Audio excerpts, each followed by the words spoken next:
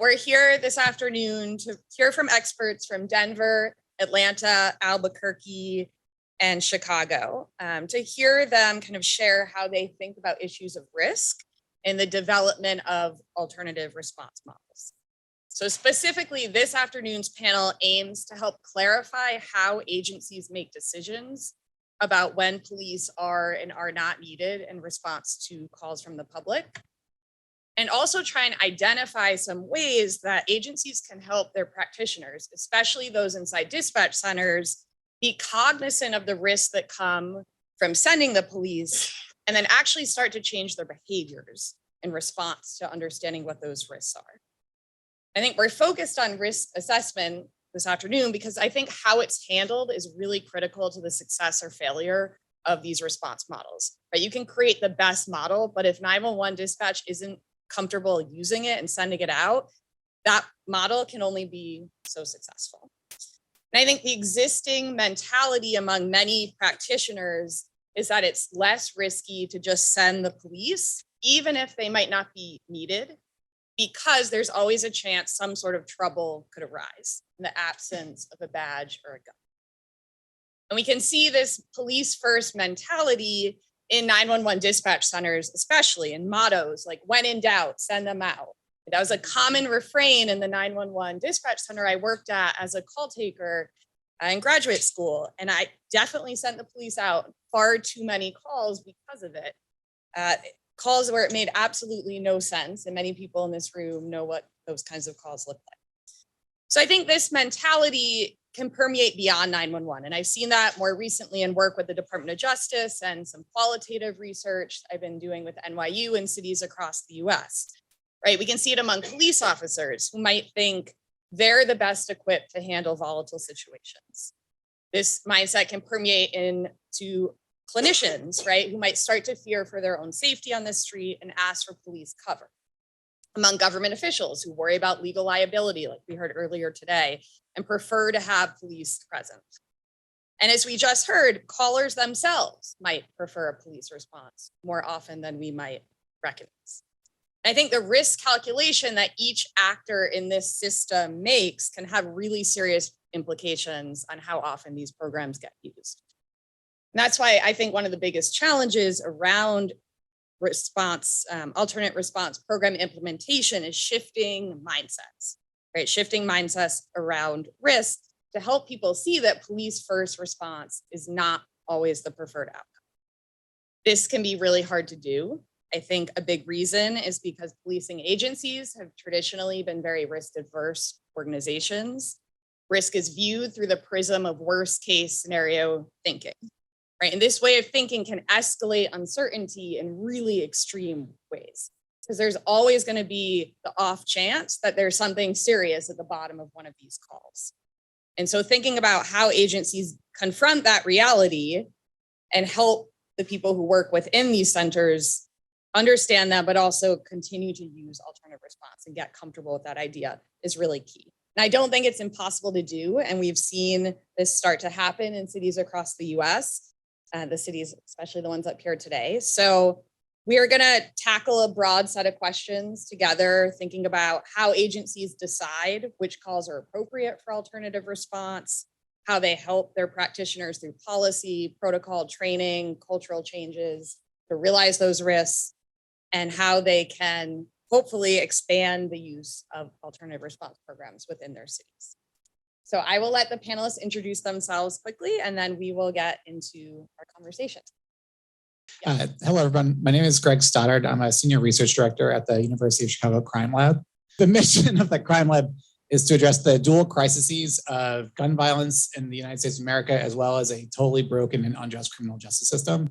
We try to do that by using the best of social science and data science to bring data and research to help develop, implement, and scale innovative solutions in partnership with community partners and government agencies. Hi, everybody. My name is China Corker. I am the Director of Community Response Services at the Policing Alternatives and Diversion Initiative in Atlanta. As Moki mentioned, we are really working to reduce the amount of people going to jail for mental health concerns, substance use concerns, or for experiencing poverty. I come to this work having been a behavioral health clinician inside of Georgia prisons, which really informed how we're currently, or how I'm trying to make sure our response is working in Atlanta, and I'm really excited. Good afternoon. I'm Andrew Dameron, the director of Denver 911. We have the city support team assisted response program for which operational oversight resides within Denver 911. For some additional context, in Denver, 911 is a 100% civilian agency within the larger Department of Public Safety, kind of at an equal level to our police department, our fire department, and our sheriff's office. Good afternoon, everybody. My name is Mariela Ruiz-Angel. I am the director for the Albuquerque Community Safety Department, ACS. We are a third branch to public safety. We send behavioral health first responders to 911 calls, 311 calls, 988, and pretty much anything below that. So we've got multiple teams. I think we might be the largest right now in the nation with about 130 employees. And you know, moving on up. So happy to be here and looking forward to having this conversation. Great. So I wanted to start with you, Mariela. I read a little bit about your program and that you respond to low risk 911. So I was hoping you could give us a little bit more of a definition of what a low risk 911 call looks like and how you think through that issue. So when we first started ACS, we defined low risk as a call comes through and you can't visualize a weapon, right? You can't say this person has a gun or a knife. And there wasn't any medical issues, like high level medical issues where a paramedic would be needed. That was it. That was our criteria. We kept it really broad. We kept it like, we also knew that we were already battling in 2020. When we started doing this, we already knew that we were going to get pushback, right? That was the heap of the everyone's going to get killed. Don't send social workers out. And so I'll be honest, we kind of took what we could get. I mean, police were really strict about like, we're not going to send you to this and we're not going to send you to that. And so we kind of were like, well, send us to these low acuity, right? Which for us, it was a lot of the ones we talked about today, you know, small trespassing, suspicious individual disturbance, ours was about 8 to 12. And let's go from there. That was kind of how we started. And we went on we're on a high level is a 1 from our dispatch system. Lowest type of acuity is a 5. So we said, we'll start with 4s and 5s. What is it like? I think 2 or 3 months in, police were like, well, can you go to a 2 or 3? Because that kind of feels like you can do that. And here we are 18, 19 months later. And they're like, why didn't you go to that suicide call? And I'm like, you know, it's a great question. So I will tell you full transparency.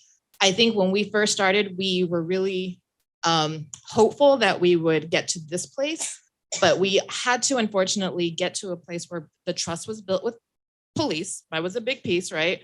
And get their buy-in. And now we're in the opposite. Now we're like, whoa, whoa, whoa. Like we're not going to go to that call. We're not going to go to that one. So total additional piece, but that's low acuity was meant to be pretty much everything that police should not be at. I want to say like, we really defined it broadly. We definitely don't want to put our teams at risk, but the reality is that like, we also knew there's a lot of calls that we could tell very specifically from data that were bad interactions, even suicides, especially those that are suicide by police. They're never going to go well for officers. And so I think that's a big one that now we're starting to even have my chief say, did you see those officer involved shootings? You guys should have been there first. And I'm like, great, I'm glad we agree. Let's move forward.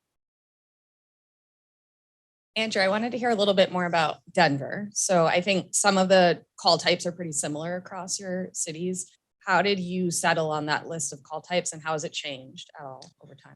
So when the STAR program pilot began, there was a group of leaders from within Denver 911 who kind of got in a room and started talking through what are the call types that we receive on a regular basis that are that kind of low acuity, resource need, mental health, behavioral health need calls.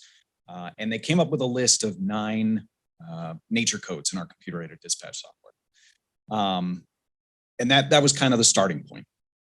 As the program has evolved, we've expanded that both specifically and generally. So specifically in that we've identified specific call types, particularly some of the medical calls The program started as a police diversion alternative response, but there are also calls where we were sending ambulances, and we didn't need to be sending an ambulance.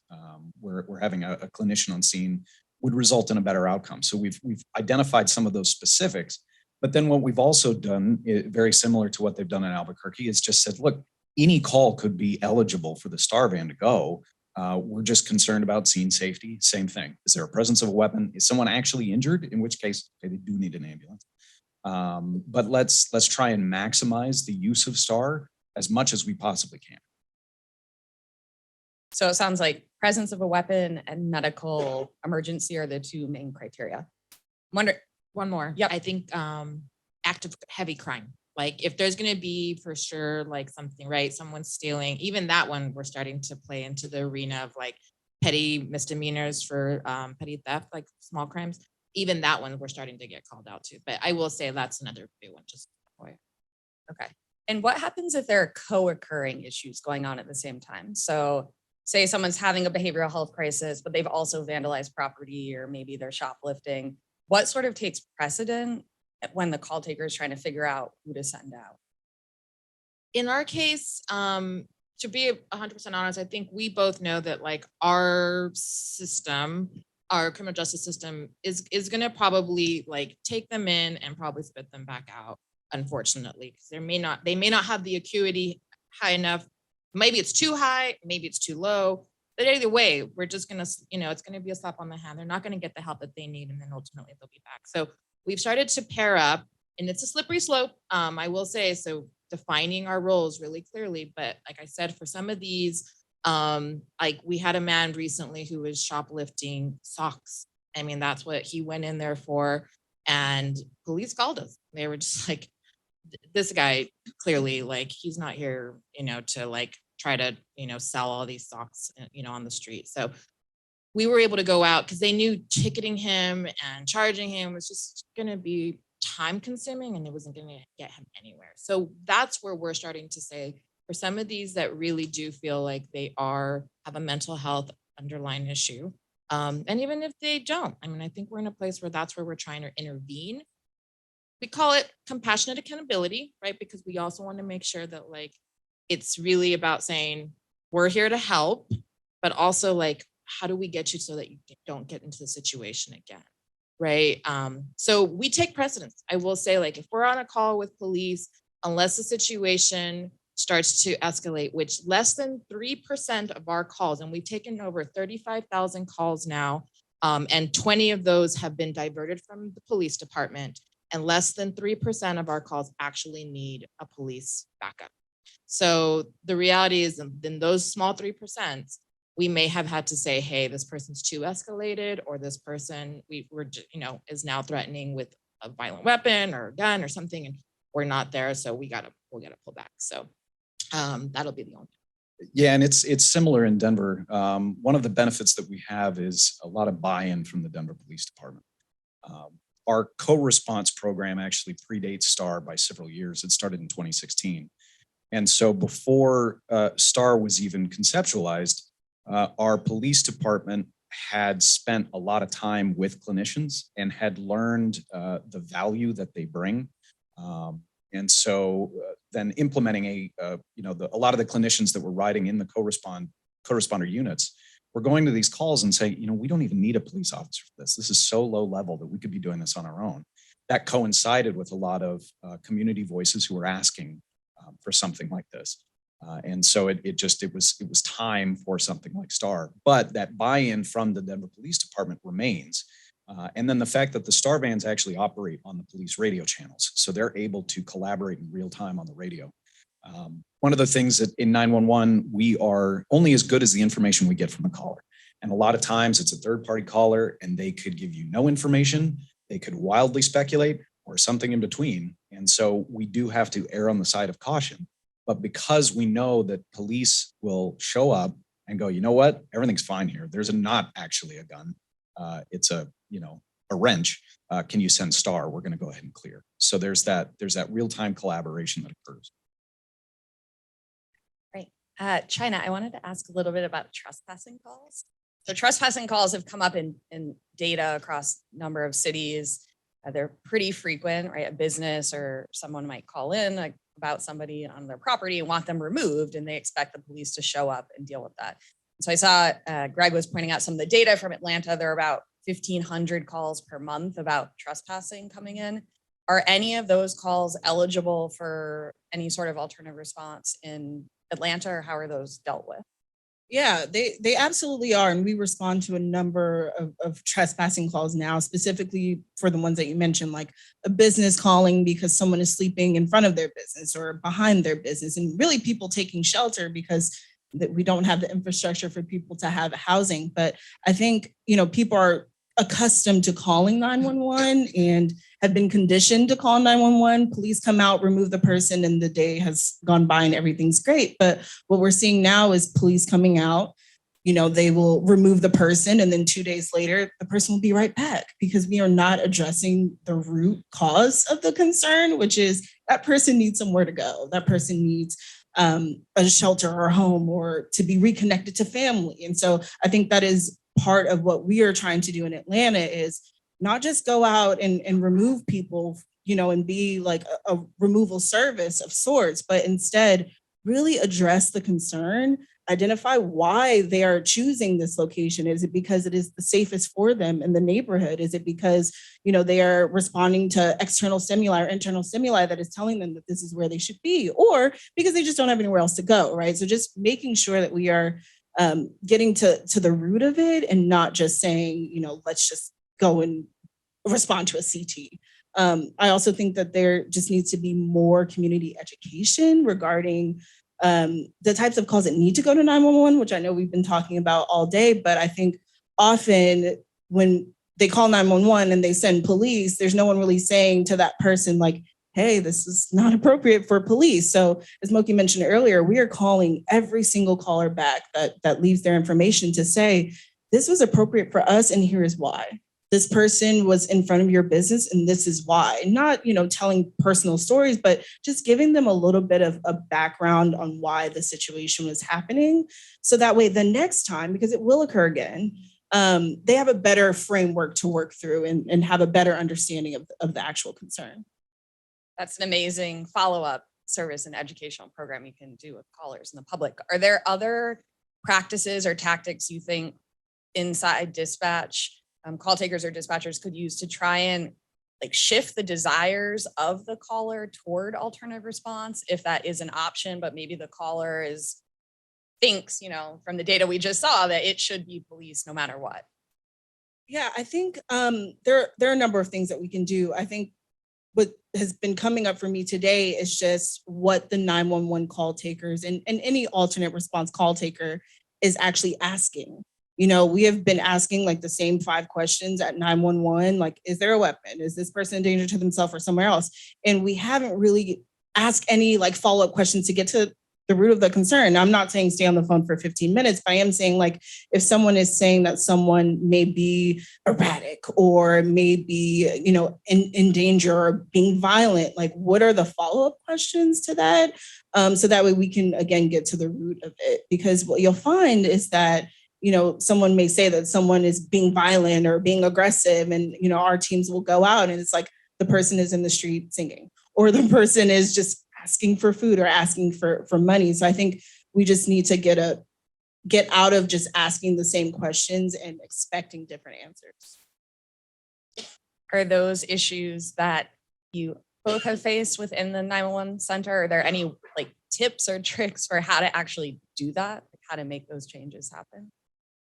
One of the things that we implemented when we started with ACS, we had 3 months where, it was maybe less, but it felt like 3 months, where it was just proactive, just putting ourselves on calls, because we were getting nothing from our dispatch center, which falls under our police department. And it wasn't until we actually had taken the Houston model and put a actual behavioral health responder at the dispatch center, who then was able to see the CAD system and say, what's going on with this call? We see it's a trespassing, but why is it pending for 2 hours and you're waiting for PD? And so we were able to talk to dispatchers and understand their hesitation and understand what questions they asked to get to that result, to send a PD. And so that slowly has, I mean, when we put our responder up at dispatch, our numbers tripled in a day.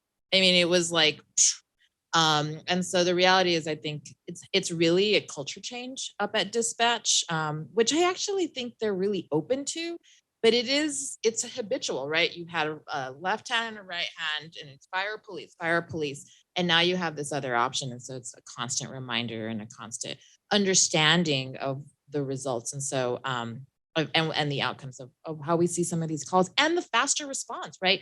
Some of these calls will normally sit in the queue, and by the time you actually get to it, the person's not even there. So all we're doing is perpetuating the issue, because chances are they're going to come back up on that 911 system. So let's get to it sooner than letting it sit for a couple hours. So yeah, I mean, I think there's a lot of education that's happening around dispatch and how we can really help insert ourselves in small ways. And I would say that a big part of that is introducing that alternative perspective.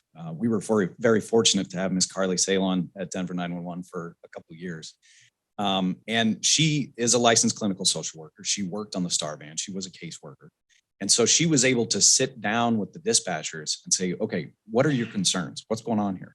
And they would say, look, I mean, essentially, I've been dispatching cops to these calls for a 15-year career. Now you're asking me to send unarmed civilians, but I don't feel comfortable. And she could say, look, as community mental health workers, this is what we do all day, every day.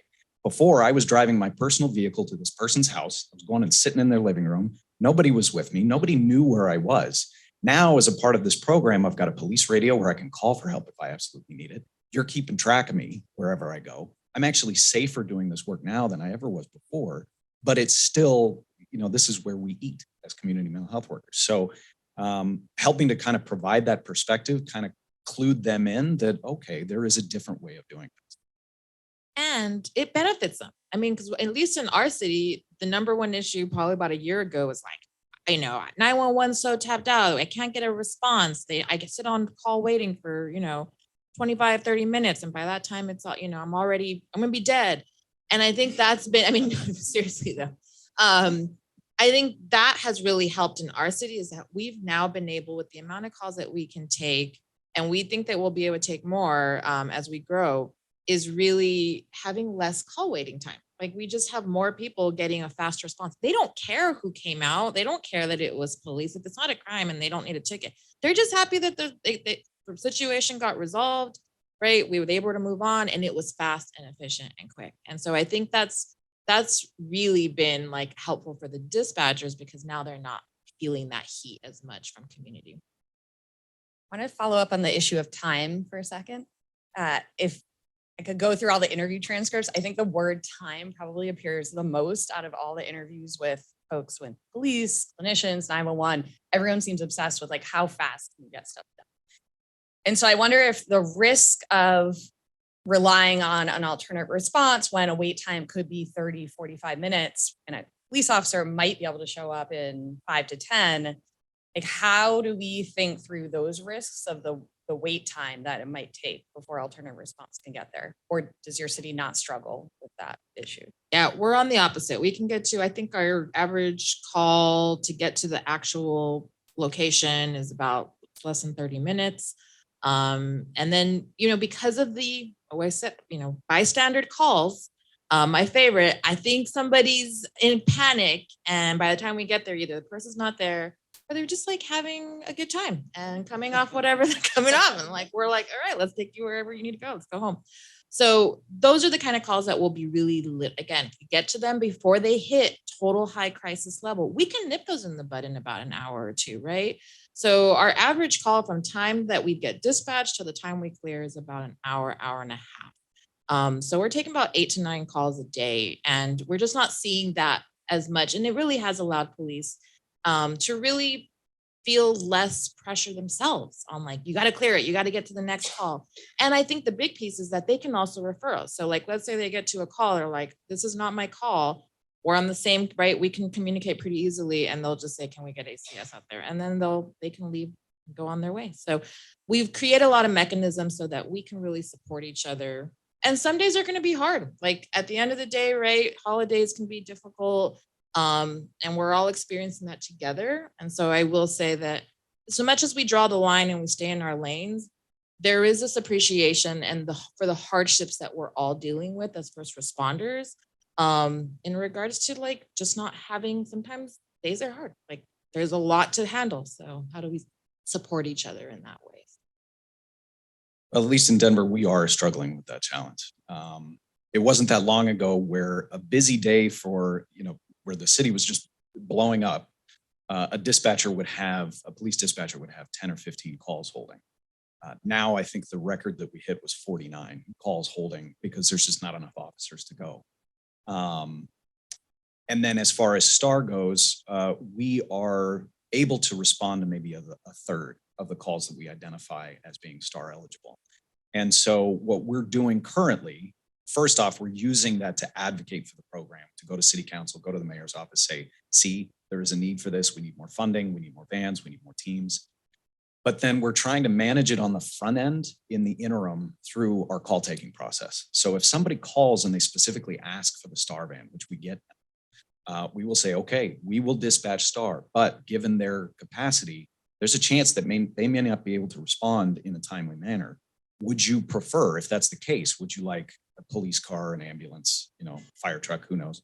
And if they say, no, I only want the STAR van, then we will put that up as a STAR only call, but we will tell that person, look, you might not get somebody.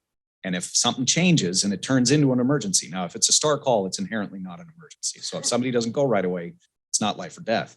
But trying to give the folks calling us for help the help that they want and that they deserve whenever we can. Now, we have had people call in the middle of a violent domestic violence situation saying they want the STAR van. It's like, okay, well, we're not going to do that, but let's explain why. But just trying to kind of manage expectations on the front end until our residents have that better understanding. And I think that's something that we talked about in some of the other panels, is that there's a lack of understanding of what these alternative response programs are and what they mean and what they can be. So as we work toward that, we're trying to head that off the path. I'll also just say that, when you're implementing this with your dispatch, prioritizing, right? So like if suicide comes up or we go out to homicides. If there's been a homicide or a SWAT situation that's displaced people, we'll get that call. Those will take precedence over some of the hey, I bystander passing by with no information about an individual by the bus stop. So I think that's also something that we're communicating better with our community, is just depending on what is your emergency, and the higher acuity, it is going to take precedence. So it just means that you'll have a longer wait. So it sounds like building trust is key to kind of building up the number of calls that your different responders can go to. I wanted to hear from Greg a little bit from a data perspective. Are there ways that call for service data, narrative data, other forms of data could be leveraged by organizations to help them determine, here are the set of calls that would be really great for alternative response? Yeah, it's a good question. So, I think it depends on where sort of the jurisdiction or the agency is in their journey. I think if listening to Denver and Albuquerque and Atlanta talk about, it's super sophisticated, right? And it's at that point, the data can be useful, but there's also the other jurisdictions that are starting with, we don't have anything, where do we start?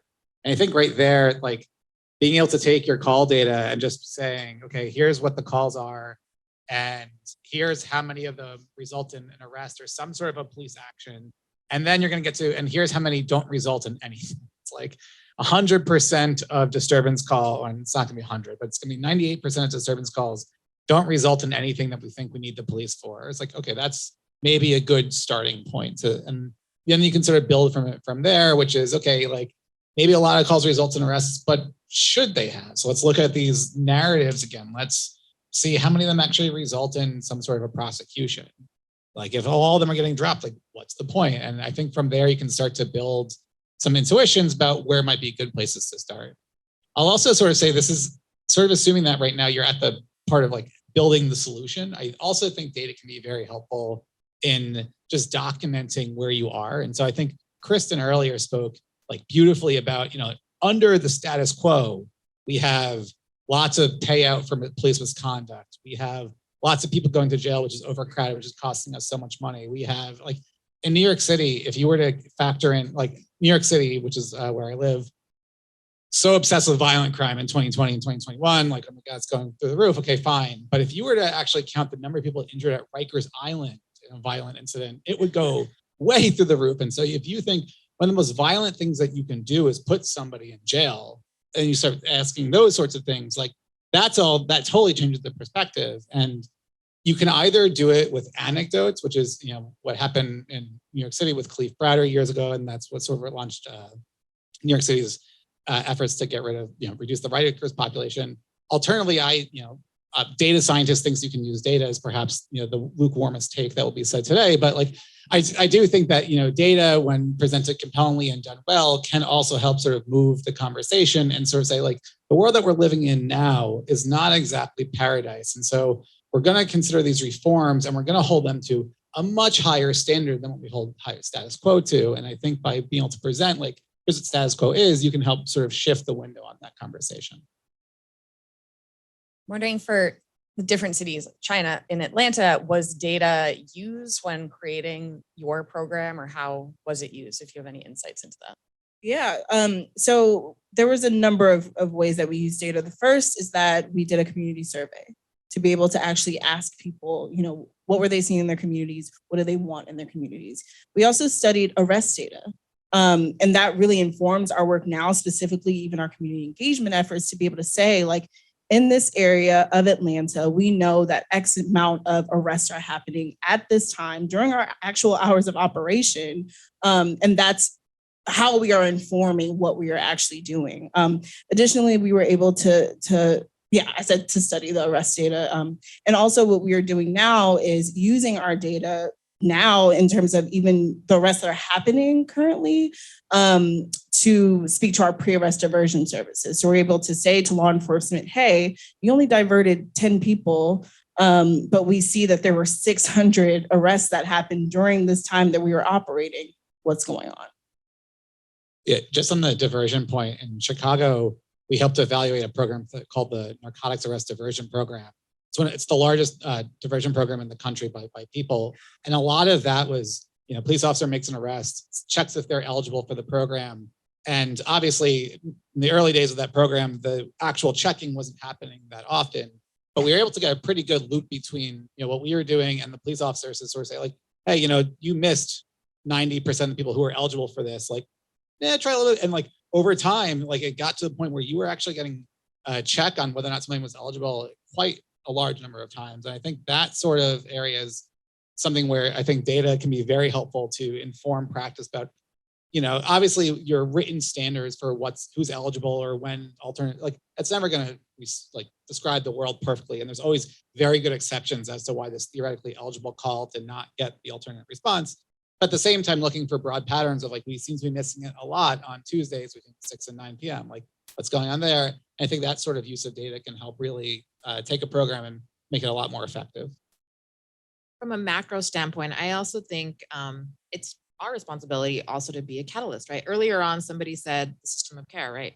We know we don't have enough places to take people. And so we've been heavily involved to say, let us use our data to show you how often, one, people are willing to take the help, two, willing to take the help, but we can't get them into a detox bed, or we can't get them into a shelter, or we can't get them into whatever, I think those are the things that, even though we may not have 100% control of that, I think there's a role for us to play from a policy larger standpoint to be able to share that information and be that catalyst to say, look, we've got to figure out the larger system, because at the end of the day, it doesn't matter how many times I go and help Mr. Smith.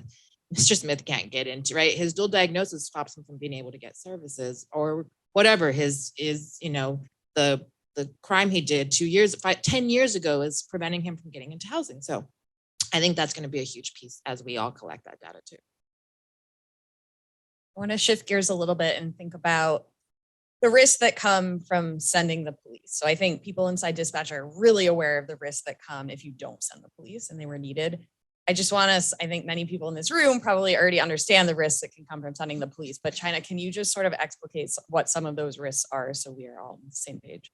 Yeah, I won't explain all of the potential for harm and violence that could come if police are responding, but I do just want to talk about what it does to community response. I think What we don't recognize is if there is a concern and police has gone out to that concern, it is really difficult for then on the third time someone has this concern, the community responder comes out and now they are seen as a piece of the police, right? They are now less likely to trust us.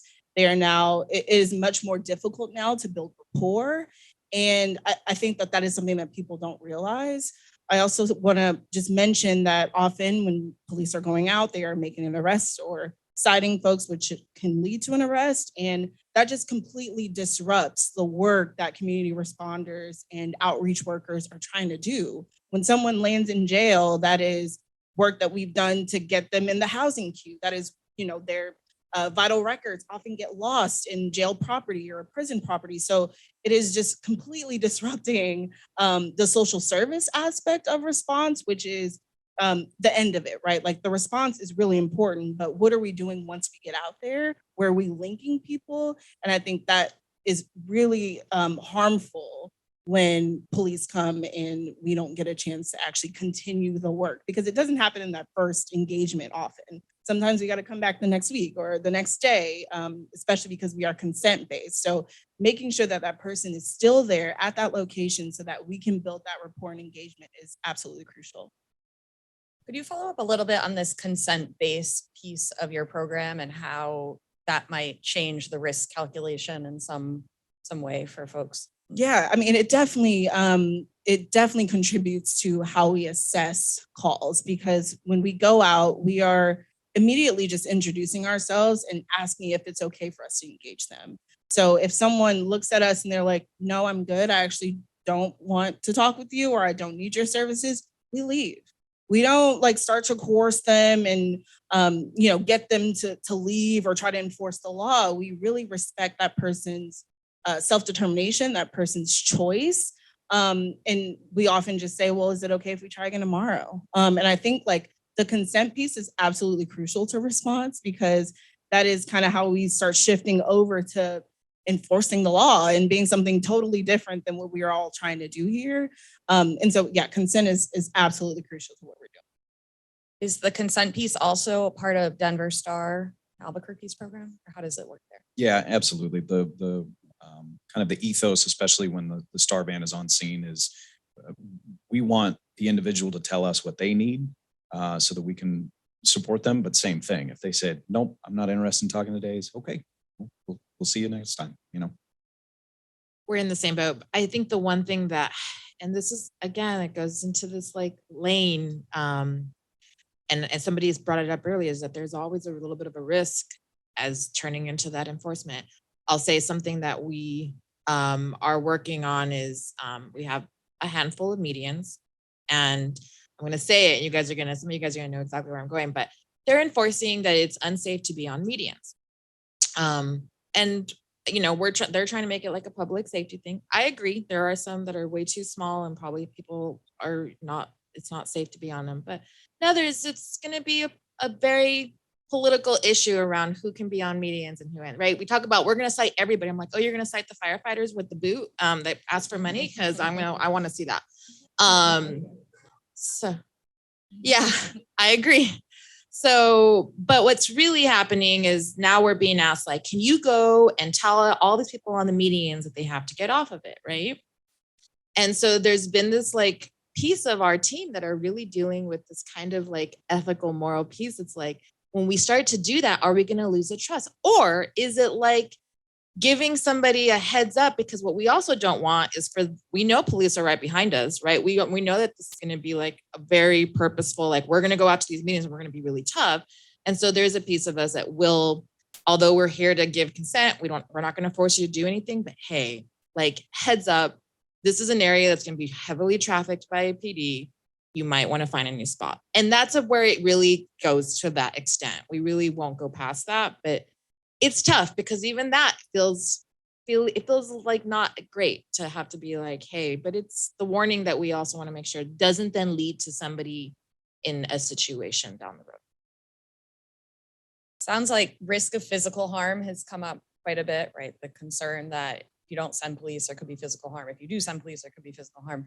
but also you're starting to bring up this issue of like authority, right? So people often think you have to have a police officer there to convince someone to stop doing the thing you don't want them to do anymore, sit on the median, shoplift, whatever it is. So how have you, it sounds like you're grappling a little bit with that issue, maybe with the responders. So I'm wondering if other cities have struggled with how do you think about authority within alternative response? Well, we've certainly struggled with that. There have been times where folks have called 911. We've sent the STAR van, and they said, "No, I wanted to talk to a police officer." Right, and so again, it goes back to providing the response that the person is seeking.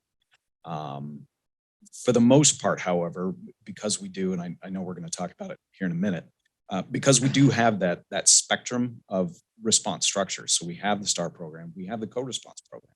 So if there is a situation where law enforcement presence is needed for scene safety, presence of a weapon, whatever that is, but there is also a behavioral health, mental health nexus, we've got that resource available. But if you speak to the clinicians that ride along with the police officers, they will tell you that if they're in a situation where the officer's presence is actually escalating the situation, they can tell the police officer, "Hey, I need you to just back off a little bit," and they'll do it.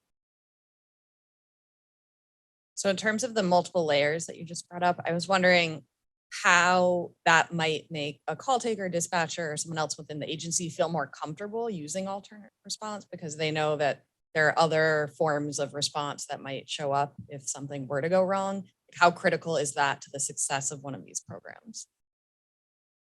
I think it's very important, and it certainly is nice to have a lot of tools in the belt, but it also puts a great deal of responsibility on the dispatch center to utilize those tools appropriately.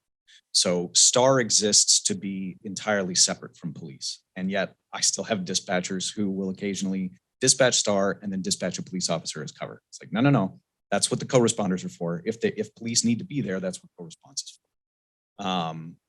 So it then becomes a training issue. Again, that cultural issue, leading with the why. Why do we have these different programs? Why do we use them in the specific situations, and empowering the call takers and the dispatchers to make those determinations? China, does your city have a response program like that? To different layers, or I know your responders go out through the 311 center, which is a little bit different. Yeah, but I think, with 311, what we've really trained the call takers to know is that we want it to be a no wrong door approach. So if someone calls 311 and it is actually for an emergency concern, or someone is bleeding and it requires an EMS, they'll just warm transfer them. So that way we're not necessarily telling them like, "Oh, you did something wrong, you didn't call the right number," but we're saying, "Okay, this is not appropriate for a non-emergency response, but we will get you over to the appropriate respondent." And the hope is that 911 in Atlanta will soon be able to do it the other way, because I think that is where we differ from a lot of cities, because we only come through 311.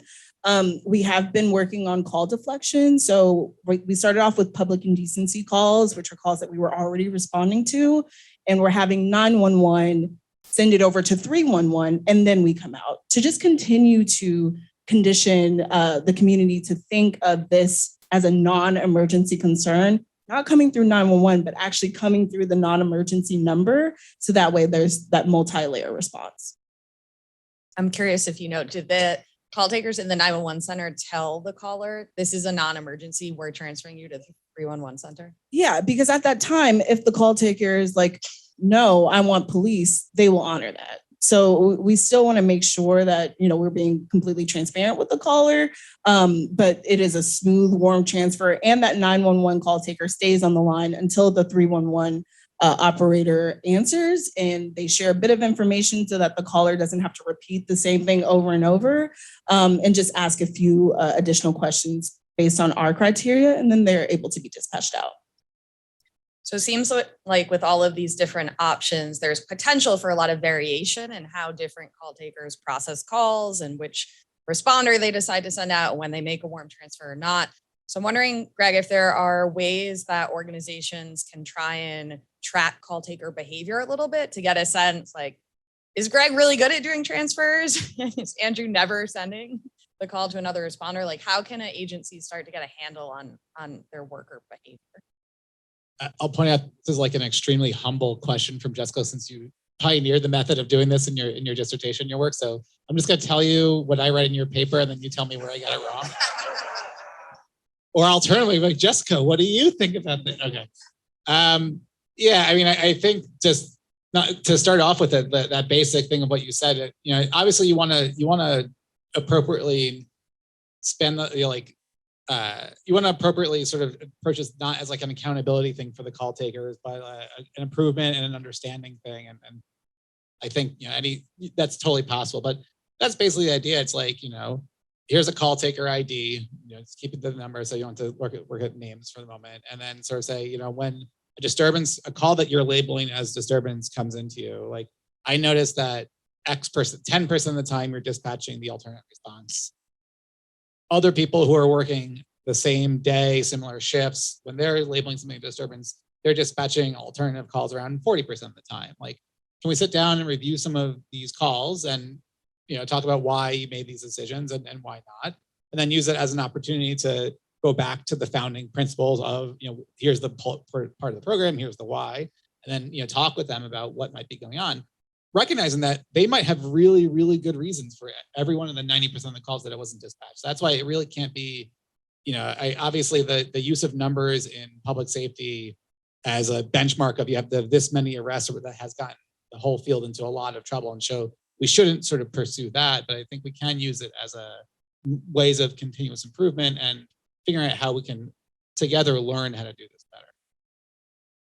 Are those sorts of learning going on within your centers or programs, or what does that look like? Are there next steps to do that? I think for us, we will pick up on habits. It's not so much as detailed. I mean, that feels like a very evaluation process. You can pull the calls, right?